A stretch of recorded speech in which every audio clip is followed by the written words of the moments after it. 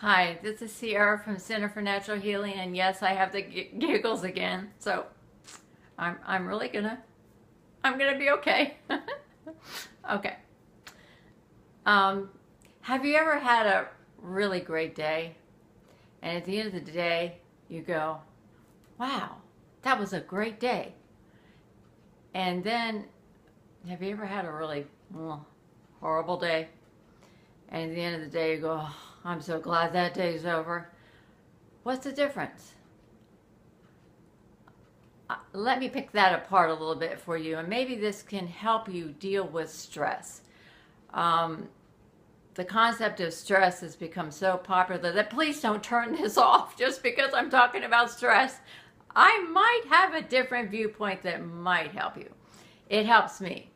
I tend to be a stressed person anyway, so this is the way I get through my day and get a lot done and don't stress at all about what I have to do. There, I said that without laughing. I'm doing good. Okay, so let's go back to the day that you had a really good day, and at the end of the day, you go, wow, that was a good day. I got a lot done, or I really relaxed. Whatever your definition of a good day for that day is, we want to pick that apart just a little bit and figure out what made that day different. Hopefully, all of your days don't feel the same, because that's another whole topic. So we're going to stay on topic. Let's see if I can do that. Okay. So on the days that you have a really good day, what's different? You're in the moment, right? You're having fun. So you're not thinking about where you should be next. You're not somewhere other than where you are right at the moment. The concept of living in the moment it's tough, and it's probably overused. And frankly, if you're overwhelmed, I'll talk to you about that, but don't even think about trying to jump into living in the moment if you're overwhelmed. It just isn't going to work, and you're going to end up beating yourself up. So on those really good days, you've been living right in the moment. You haven't been thinking so much. You've just been doing. And at the end of the day, you go, wow, that was a great day. And those days that feel horrible, I can guarantee you that you are going against your gut. You're going against what you want to do for that day. I know, because I have those days when I have to go to the pain clinic, but that's, I have to do it. Okay, so how does one begin to live a life that feels like those really good days and are able to replicate that almost at will?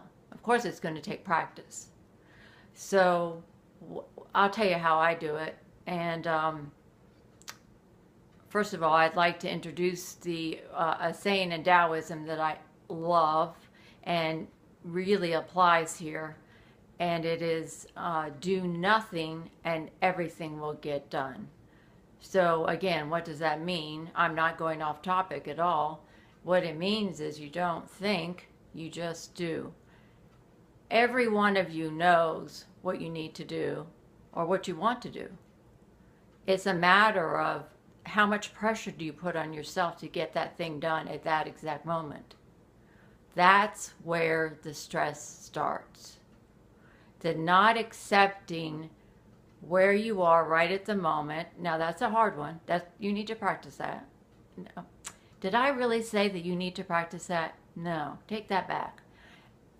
You would want to practice that if you would want to live a stressless life. I'm trying to figure out if stressless is a good word to use here. Because there's no such thing as a stress-free life. I know I have one friend that probably does have a stress-free life, but she's done a lot of hard work to get there. But she probably wouldn't have thought it was hard work. She just did it.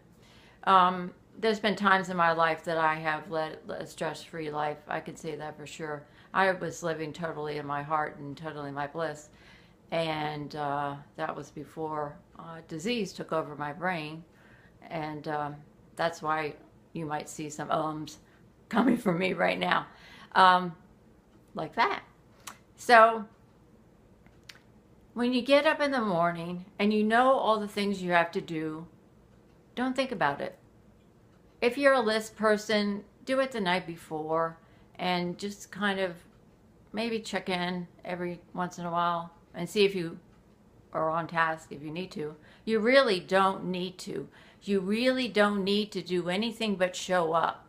Your inner guidance, your heart, your gut, God, whatever you want to call it, will put you exactly where you need to be, exactly at the right time, with exactly the right people. I promise you that. That is a truth. That's not a belief. That's a truth. There's certain things in life that are truth, and that is a truth.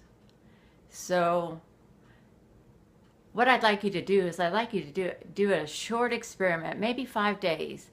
Now you're going to have to work up to it and be gentle with yourself. And there's another one of those sayings that just sometimes you just want to smack people who say that to you out of context.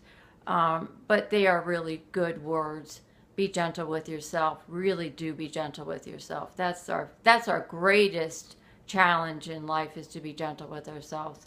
And that will help us lead a stress-free life. But how do we get from point A to point B? So this is what I do. I get up in the morning. I know exactly what I need to do that day. And I'm not a list person. It's just there. So I just watch where my feet take me. And then I do. I don't think. I really, truly don't think. I do. And then I do. And then I do. And then I do. And before you know it, it's lunchtime. Then I eat lunch. Then I do more. And it's so effortless. And at the end of the day, everything's done. And people around me go, how can you possibly get that much done in a day and be sick? I'm not very sick. I'm getting well. But I do have a hip replacement and knee. I mean, yeah, this is my knee. Yeah, right. Wrist. I broke my wrist. So I have some challenges, and I'm learning from them. So the way I get all those things done is I just never think. I just do. And I don't make myself do anything that I don't want to do. So dusting is a really good example for me.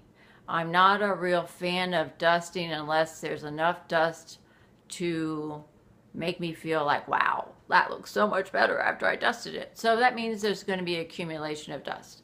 So say that there's a bunch of things, household things that need to be done, and I observe them. I don't just go, oh no, I've got to. I observe. And then I pick the first thing I want to do. So usually it's dishes, because I don't like dishes in the sink. Ugh. And then next it's usually laundry, because I don't like a bunch of laundry being around. So that'll be next. And I really, truly won't dust until I actually want to dust. And does my house get dusted? Absolutely. Is my house spotlessly clean? It is. Is it because I'm OCD? No. Is it because I love a clean house? Yes. So I love what I do. I love what I do for a living. I love what I do in cleaning my house.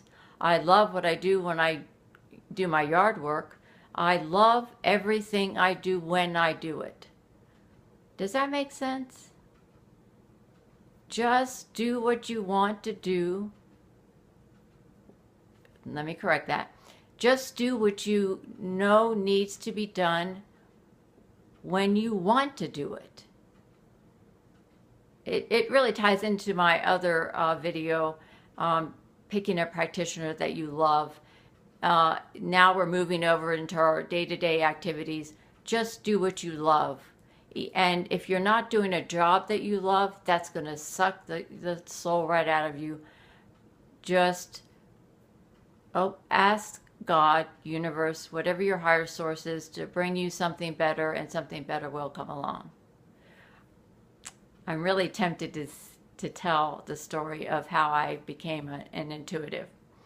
So those of you who get our newsletter will already have heard this story. And by the way, if you want to get our newsletter, go on to centerfornaturalhealing.com and you can subscribe, and you'll hear more of this sort of talk and also some good health tips. So I was in retail management for 12 years and I loved it. At the time, I was married to my ex-husband, who was my best spiritual mentor I could ever want. And he's the one who actually taught me to never do anything that I didn't want to do. Whenever I would go, I don't want to do that, he'd go, don't do it. And it became a habit. I just didn't do anything I want to do. Some things I've dropped from my life completely. So back to retail. So I spent 12 years in retail management, loved it, loved the smell of cardboard. There was just no part of retail management that I didn't love. I moved to Maine with my ex-husband. We had agreed to do that. I didn't want to stay in DC where I was working then, and so was he. And wow, was I in for a surprise how women are treated in retail management in Maine. We are in charge of the cosmetic counter.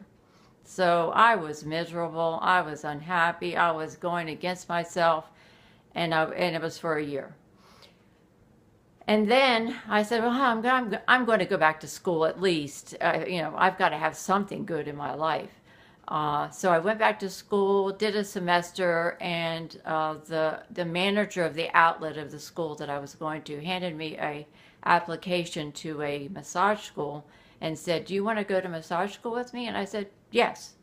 And that was it. I went to massage school, phased out of my retail job, started my massage and energy work practice, joined businesses with Kevin 5 years later, and now it's 22 years later and we're doing what we love. So follow your love, follow your passion, all those things that people say, really do it, really try. Don't be unhappy. Life's too short. I hope this has been a little bit helpful. Thanks for listening and have a great day. Lots of love.